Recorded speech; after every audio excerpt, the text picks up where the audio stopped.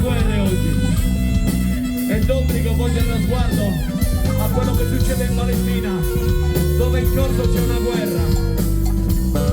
Anzi, non è una guerra, la guerra si fanno tra eserciti. Qua c'è un esercito contro civili, contro bambini. Non è una guerra, è in atto un genocidio, una pulizia etnica. Possiamo portare noi la massima solidarietà alla Palestina, non possiamo fare più di tanto, ma forse una cosa si può fare: ricordarci alle urne di chi è stato zitto durante questo genocidio, di chi ha permesso questo qua. Questo lo possiamo fare, quest'arma ce l'abbiamo, l'arma del voto. Ricordiamoci i partiti che hanno avallato il genocidio.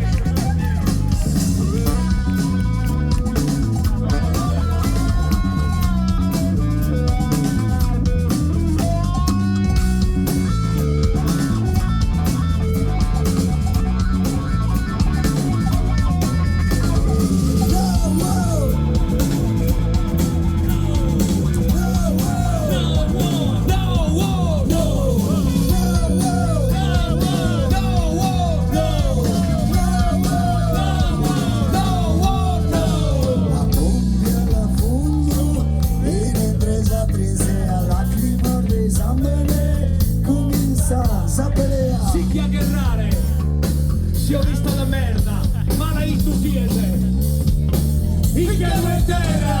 Sono una cia, bagna mondiale, la sintosi si scopre, le a canale.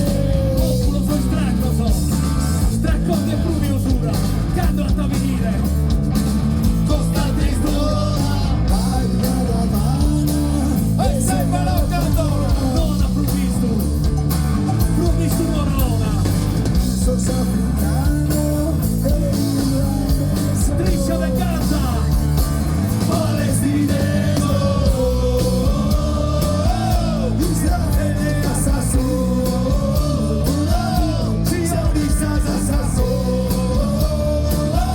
Israele assassino,